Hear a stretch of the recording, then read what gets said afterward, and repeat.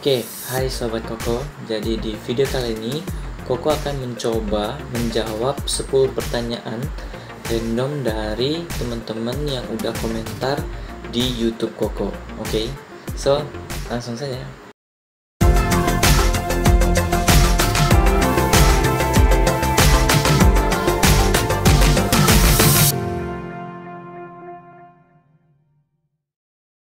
Oke, pertanyaan pertama. Oke, ini udah ada pertanyaan dari Nopi Mariska. Kalau sampelnya nggak usah dikurangin gimana kok? Masalahnya sampel saya 34.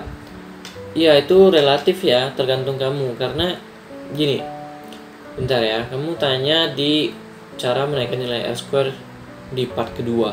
Nah, part kedua ini kan data primer ya. Nah, ini data primer masa sampelnya cuma 34 sih, sedikit banget. Ini sebenarnya nggak boleh ya, karena pengalaman Koko ya. Itu kalau misalnya untuk data responden itu harus baiknya ya minimal 100 responden. Sedangkan kamu di sini cuma 34 ya, ini Koko nggak saranin sih. Ini coba kamu konsultasikan lagi deh sama dosen kamu, apakah benar boleh hanya menggunakan sampel sedikit itu ya. Terus sebelum masuk ke nilai R-square ini, kamu harus tahu juga berapa nilai R-square kamu ataupun adjusted R-square kamu. Dimana kalau misalnya kamu menggunakan dua variabel X ya kamu lihat yang di bagian nilai R-square. Kalau misalnya menggunakan 3 variabel X, kamu lihat yang nilai adjusted R-square. Nah, jadi ini kembali sangat relatif. Namun sebelum Koko jawab ini, kamu harus pastikan lagi sampel kamu menurut Koko nggak boleh terlalu sedikit gini. Kecuali kalau data kamu sekunder ataupun dari laporan keuangan, ya itu mungkin bisa-bisa aja gitu ya. Kalau untuk responden sih nggak boleh sih ya. Jadi kamu coba perbaiki dulu deh, nanti baru tanya ke Koko lagi. Oke, pertanyaan kedua. Iya, ini ada pertanyaan dari Rajik Fayet Hie. Kok tanya dong? Oke, silakan. Kok nilai F hitungnya sampai 400-an, ada masalah nggak? Soalnya 6 sudah benar, kurang dari 0,05, R-square 0,9. Ya, ini maksudnya nilai F hitung sampai 400-an. Nilai F hitung itu kan berarti yang di output SPSS ya. Ini maksudnya gimana ya? Ini F hitungnya sampai 400-an. Mungkin maksud kamu itu N kamu ya. N kamu sampai 400-an. Namun sig-nya lebih kecil dari 0,05. Karena setahu Koko nilai F hitung itu nggak ada yang 400-an sih. Biasanya kayak 4, berapa, terus 5, berapa, nih 400-an jauh banget ya. Paling ada juga kayak 30-an, 100-an mungkin ada ya. Kalau 400-an Koko belum pernah ketemu sih ya. Coba deh kamu tanya ke dosen statistika kamu lah ya, untuk pastikan lagi. Karena kalau misalnya signifikannya lebih kecil dari 0,05, ya berarti kan dia berpengaruh, itu signifikan. Nah, sekarang Koko kamu coba bandingkan dengan nilai F tabel. Tapi biasanya F tabel juga palingan 3, sekian, 4, sekian, 10, sekian. Itu pun kalau misalnya variabel kamu semakin banyak, lalu N kamu juga makin banyak ya. Ini kayaknya ada yang agak aneh deh. Ini nilai R-square-nya 0,9, berarti 9 ya, berarti 0,9. Berarti 90%, 0,9. Karena nilai R-square paling tinggi kan 1. Ini coba kamu cek dulu deh. Sebelum masuk ke sini data kamu udah normal apa belum ya. Karena kalau misalnya data belum normal itu kadang memang agak-agak rada-rada error ya. Jadi saran aku coba cek aja dulu. Oke, pertanyaan ketiga. Ya, ini udah pertanyaan dari Deli Oktaviani. Kamu mau tanya, oke silakan. Kalau data awalnya sudah berbentuk LN, apakah boleh ditransform kembali bentuk LN di SPSS?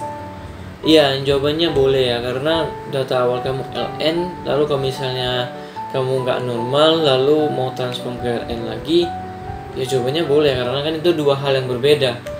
Kecuali kalau misalnya data kamu udah normal, terus kamu mau transform ke LN lagi, ya nggak usah, gitu ya. Lalu dia ada pertanyaan lanjutan. Kok kalau outlier data nih, misalnya aku kan neliti dari tahun 2016 sampai 2018, oke. berarti 6, 7, 8, berarti 3 tahun ya. Nah misalnya perusahaan A itu tahun 2016 harus di all-layer, apakah untuk tahun 2017 dan 2018 nya juga dihapus kok, atau atau dibiarkan saja, terima kasih ya. Jadi kalau misalnya kamu udah masuk ke dalam bagian data view dalam SPSS, itu kamu harus lihat tabulasi data, jadi nggak lihat data per perusahaan lagi. Jadi yang kamu fokuskan adalah tabulasi data keseluruhan. Nah di sini kalau misalnya ada satu perusahaan yang kena di tahun tertentu, saran Koko ya hapus di tahun itu aja. Kenapa gitu? Karena gini ya, all-layer Blogspot ini kan berarti menghapus data yang ekstrim. Nah kalau misalnya di tahun selanjutnya datanya agak ekstrim, ya nggak usah dihapus, ya nggak masalah gitu ya. Oke, pertanyaan keempat. Iya, ini udah pertanyaan dari Marcelina Novenda Gisela Anggari. Wih, namanya panjang banget. Oke, siang kok mau tanya. Oke, ini jadi Koko jawabnya tengah malam ya. Tengah malam jam 4.15. Jam 4.15.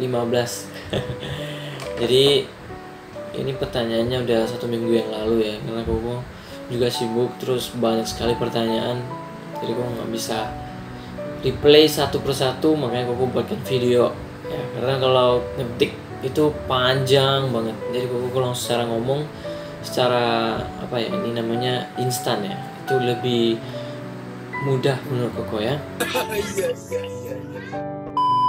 Oke, Koko lanjutin. Kan data saya primer ya. Oke, dihitung pakai rumus Lovin, ketemu 92 responden. Jika dilakukan all-layer berarti akan mengurangi sampel kan.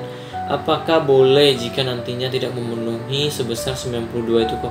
Terima kasih. Oke, jadi gini, sebelumnya kamu mau tanya dulu, ini jumlah responden kamu sebelum dikasih rumus Lovin itu berapa? Karena menurut Koko kalau misalnya ada responden kamu sedikit, kayak misalnya cuma ratusan, 100, 200, itu kamu nggak usah pakai rumus Lovin. Karena yang pakai rumus Lovin itu biasanya yang ribuan, puluhan ribu. Jadi kalau dikecilkan nanti jadi sedikit gini ya. Jadi coba dicek aja lagi, dan itu nggak masalah sih. Oke, pertanyaan kelima. Oke, ini ada pertanyaan dari Nur Latifa. Kak, kalau udah seperti itu apa nanti kalau di uji asumsi klasiknya juga lolos semua? Ya, baik. Jadi dia ini menanyakannya di cara cepat menaikkan nilai R-square ya, yang part 1, dimana itu datanya yang data sekunder. Ya. Di sini Koko bisa sampaikan kalau berdasarkan pengalaman Koko ya, dan beberapa subscriber Koko juga yang melakukan tutorial ini, mereka lolos di bagian uji asumsi klasiknya ya. Mengapa bisa lolos? Karena gini, yang menyebabkan data kadang tidak normal itu kan sebenarnya karena ada data yang ekstrim ataupun ada data-data yang nilai errornya sangat tinggi. Nah, sedangkan di tutorial ini kan Koko mengajarkan untuk mengeliminasi data-data yang nilai errornya tinggi. So, saran Koko silahkan dicoba aja dan semoga berhasil. Oke, pertanyaan ke-6. Oke, di sini sudah ada pertanyaan dari Rivaldin Yoga ya. Kok kalau sampel dibuang sesuai dengan penjelasan video di atas, apakah tidak bermasalah dengan penelitian kita? Iya, baik. Jadi dia menanyakan pertanyaan ini di video Koko yang cara mudah mengatasi data tidak normal dengan outlier ya. Part 1. Oke. Jawabannya adalah ya, itu gak apa-apa. Mengapa Koko bisa bilang begitu? Karena itu kan sudah ada tutorialnya juga di buku-buku SPSS, dimana kalau kamu ingin menormalkan data, bisa menggunakan salah satu cara seperti yang Koko ajarkan, yaitu outlier box plot ya.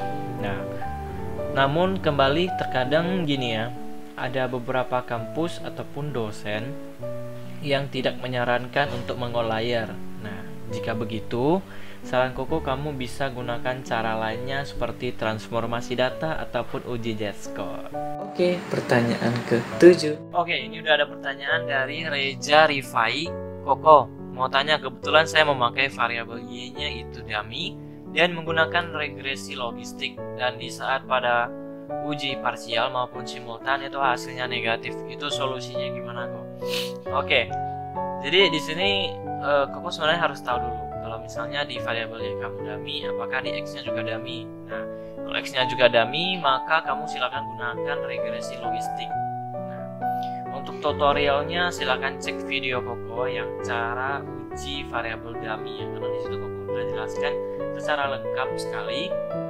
Dan untuk penjelasan atau interpretasi outputnya juga sudah pernah Koko bahas ya, jadi tinggal kamu cek aja cara membaca output analisis regresi logistik. Namun apabila variabel y-nya aja yang dummy, sedangkan untuk x-nya tidak dummy, maka itu pengujiannya juga tetap menggunakan analisis yang seperti biasanya ya, pada umumnya ya, dimana kamu tidak perlu menggunakan analisis regresi logistik ya. Nah, di uji parsial berarti uji T, ataupun simultan berarti uji F, itu hasilnya negatif, solusinya gimana kok? Ya, kalau nilainya negatif tapi berpengaruh, saran Koko sih itu nggak masalah ya. Tapi kecuali itu negatif namun nggak berpengaruh, nah itu yang perlu dipertanyakan ya. Tapi kembali ini juga relatif. Saran Koko sih kamu coba cari jurnal-jurnal penelitian sebelumnya yang judulnya hampir sama dengan kamu. Nah, kamu perhatikan kesimpulan ataupun hasil penelitian dari mereka, apakah hasilnya memang negatif ataupun positif. Oke, pertanyaan ke-8. Ini udah ada pertanyaan dari Yola Regina. Selamat malam. Ya, oke. Baik, jadi ini 1 minggu yang lalu ya, ini Koko baru jawab. Maaf banget karena Koko juga sibuk. Ya, saya mau tanya. Oke, silakan. Sebelumnya data saya sudah di LN agar lolos uji normalitas. Nah, untuk mengatasi autokorelasi menggunakan data yang sudah di LN atau data awal sebelum di LN. Terima kasih kok. Ya, baik. Jadi jawabannya gini ya. Kalau di bagian uji asumsi klasik kan uji yang paling pertama itu uji normalitas. Nah, berarti data kamu di sini nggak normal, makanya kamu normalkan dengan transformasi LN. Oke, baik. Nah, selanjutnya untuk mengatasi autokorelasi itu apakah menggunakan data yang sudah di LN atau data awal sebelum di LN? Ya, jawabannya silakan gunakan data yang sudah di LN ya. Karena gini, kamu harus pahami juga kalau di bagian uji autokorelasi ini hanya ditujukan untuk data yang sekunder. Mengapa sekunder? Karena datanya time series ya. Nah, sedangkan kalau misalnya kamu menggunakan data yang primer, maka uji autokorelasi ini tidak perlu dilakukan. So, saran Koko, kamu coba cek lagi aja apakah jenis data kamu, dan jawabannya tadi sudah Koko jawab. Oke, pertanyaan ke-9. Oke, ini ada pertanyaan dari Dwi Febrianti. Wow, ini banyak banget ya, jadi sudah semacam curhat gitu ya. Hai Ko, hai juga, thank you untuk videonya. Ya, sama-sama. Penting kamu kalau bermanfaat jangan lupa untuk share ke teman-teman kalian ya. Mau tanya, oke silakan. Apabila X1 saya ada 3 pengukuran dan setelah diuji pisah satu persatu sesuai step Koko di video ini, oke mantap. Terus hasil untuk model pertama X1 X2 terhadap Y adalah X1 menggunakan 3 pengukuran, semuanya lebih besar dari 0,05. Terus hasil untuk model kedua X1 X2 Y terhadap Z adalah X1 pengukuran pertama hasilnya lebih besar dari 0,05, X1 pengukuran kedua dan ketiga hasilnya kecil dari 0,05, X2 dan Y hasilnya lebih besar dari 0,05. Jadi apa yang harus saya lakukan kok? Bingung banget. Oke, Koko yang baca aja jadi bingung juga ya. NB, nambah berita. Saya belum ada hapus outlier sama sekali. Halnya ini langkah awal saya setelah input data Excel ke SPSS dan hasilnya begini. Ya. Baik. Jadi kalau Koko lihat di sini kalau signifikannya lebih besar dari 0,05 berarti kan nggak signifikan ya, dan belum tentu itu nggak berpengaruh. Jadi saran Koko kamu coba bandingkan nilai yang T-nya ataupun yang F-nya. Dimana kalau nilai T hitung lebih besar dari T tabel berarti dia ada berpengaruh. Namun kalau misalnya signifikannya lebih kecil dari 0,05 itu berarti dia berpengaruh dan signifikan. Namun sebaliknya jika lebih besar dari 0,05 berarti itu dia berpengaruh tapi tidak signifikan, dan hal itu wajar-wajar aja. So saran Koko kamu coba cek lagi. Sedangkan untuk yang bagian uji F-nya ya itu pun hampir sama seperti penjelasan Koko tadi. Di mana nilai F hitung itu harus lebih besar dari F tabel ya. Kemudian ini nama beritanya saya belum ada menghapus outlier sama sekali. Ya ini nggak masalah, asalkan data kamu normal dan hasilnya seperti gini itu wajar aja, nggak masalah ya. Tapi kalau misalnya data kamu belum normal ya saran Koko bisa dinormalkan dulu dengan outlier ataupun transformasi data ataupun uji Z-score dan sejenisnya ya. Oke, pertanyaan ke-10. Oke, ini pertanyaan dari Palupi DP. Hoi, DP. Koko saya mau nanya. Oke, silakan. Saya sudah mencoba uji White, uji Part, uji Glatzer, tapi tetap tidak bisa. Data saya sekunder 2 variabel. Mohon bantuannya, Ko. Oke, jadi gini, kamu harus tahu dulu ya, di uji White, uji Part, uji Glatzer, tutorialnya harus benar dulu, ya. Nah, data saya sekunder 2 variabel. Nah, ini agak membingungkan ya. Berarti dia cuma satu variabel X, satu variabel Y, apa 2 variabel X saja, 1 Y gitu ya. Jadi kadang pertanyaannya itu harus diperjelas, oke? Nah, bantuannya adalah coba cek lagi dengan lebih teliti ya. Dan apabila memang masih terjadi hetero, saran Koko kamu pakai aja uji scatter plot ya. Jadi pakai aja uji scatter plot yang uji grafik. Jadi dia cuman berbentuk grafik yang ada titik. Jadi dia nggak berupa table ya, dan itu bisa aja kok digunakan. Oke, So sekian video Koko kali ini. Semoga bermanfaat dan teman-teman jangan lupa untuk klik tombol subscribe serta nyalakan loncengnya ya. Jadi itu fungsinya kalau misalnya pas Koko upload video terbaru, kalian orang yang pertama mendapatkan notifikasi ya.